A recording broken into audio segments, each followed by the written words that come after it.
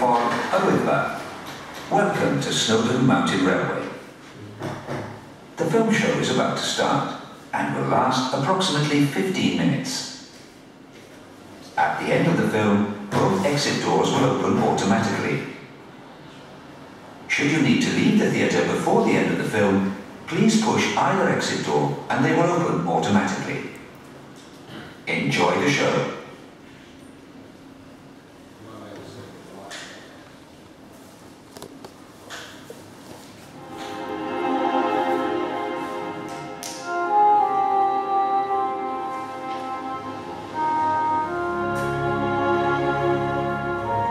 This is a land of mist and light, of colour and mood, whose story reaches back beyond memory or time. Once cavemen sheltered here, Romans mined here. Now it is our turn to climb to the roof of Wales and savour one of the glories of Britain. This journey is like no other, to the summit of Snowdon.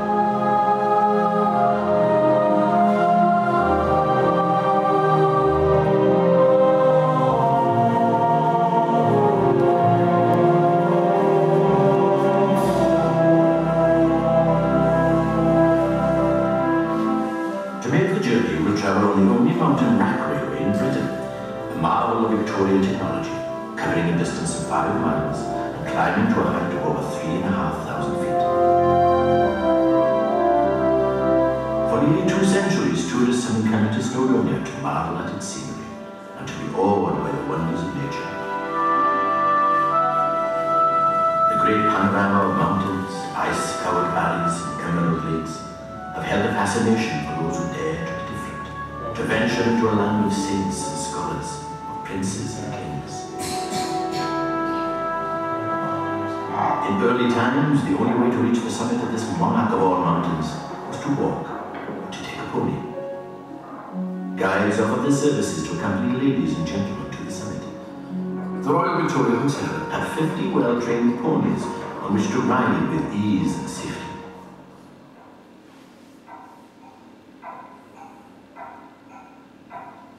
By the mid-1800s, the railways had brought cheap, fast travel to the length and breadth of Britain. After reaching the Principality of Wales, it was perhaps inevitable that someone would want to do the unthinkable: build a railway to the summit of Snow.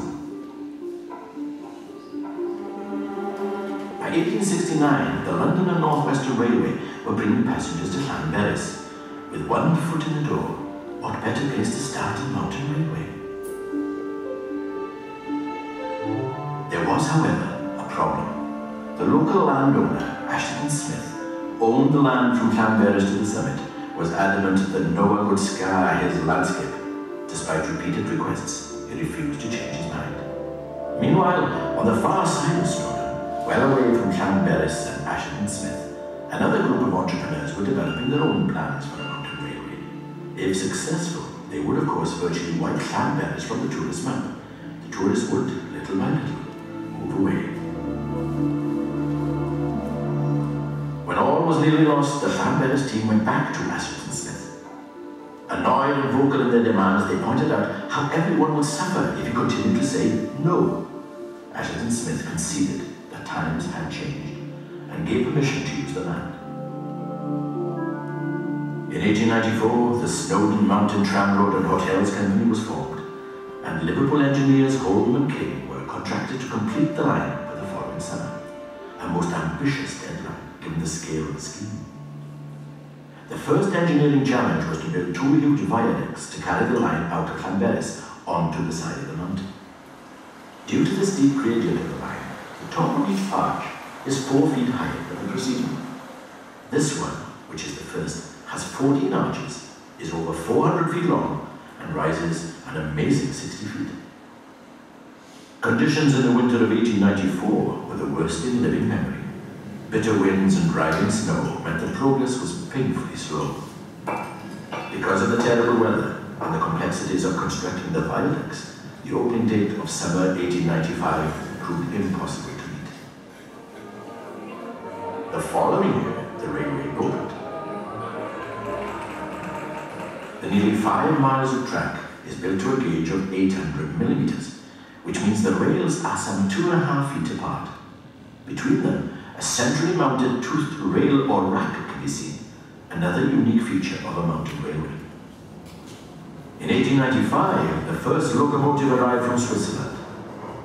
In fact, the whole of the Snowdon mountain railway system is based on Swiss mountain railway practice. One of the first things you'll notice is the unusual outline of the steam engines. The boiler is tilted forward at such an angle as to compensate for the fact that it is working on a gradient, thereby ensuring that the water is always over the firebox. The wheels of the locomotives only support the weight of the engine. Hidden inside it are special cogwheels or pinions, the teeth of which mesh with corresponding slots in the rack. It's these that power the engine, and as they turn, pull the train up the mountain. It's a brilliant design. And it means that however steep the gradient, the train can't slip. It's firmly locked into position. The locomotives push the carriages up the track, and on the return journey, they reverse down with the carriage behind. Their speed is carefully regulated, so they never exceed 5 miles an hour. If they do, automatic braking systems come into play.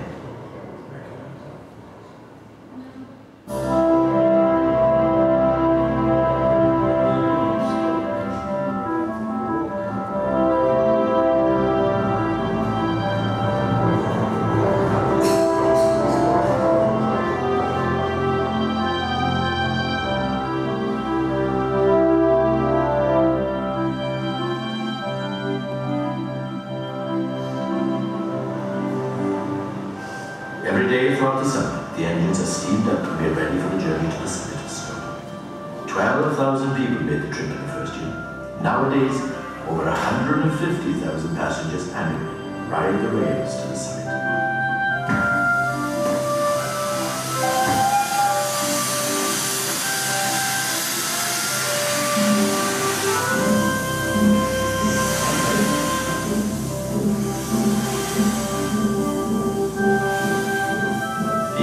Station, the train passes the railway yards, where the sheds and sidings are home to a fleet of 9 engines, 7 steam and 7 diesel.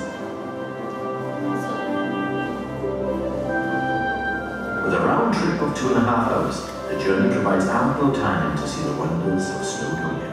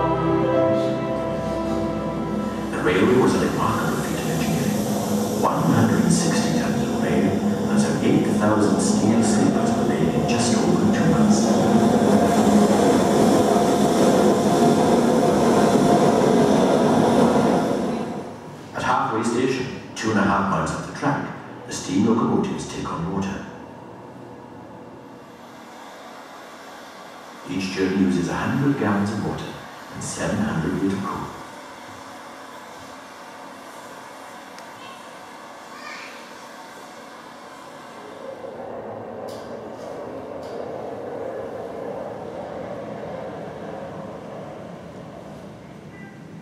Across the valley is Clogwyn Du'r Arddu, the Black Precipice, a perpendicular face that for mountaineers is one of the most famous climbs in Britain. Here, the dramatic effects of the last ice age are everywhere. Deep corries, scoured rocks, and telltale U-shaped valleys. Here, the wide expanse of Gwynedd provides a training ground for search and rescue.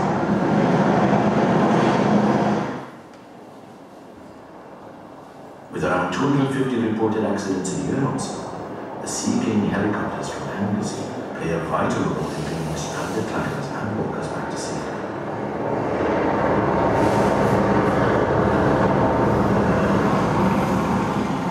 Beyond Rocky Valley, the track clings to a narrow ridge 2,000 feet above the valley floor.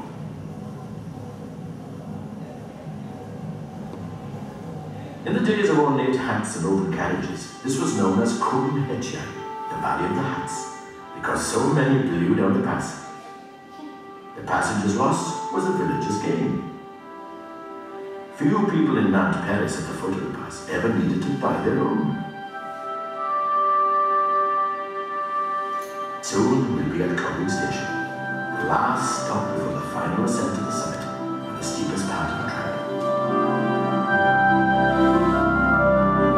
As well as the steam engines, the company also runs 4 diesel engines, and subject to operational conditions, you may see these diesel electric cars, which joined the fleet in 1995.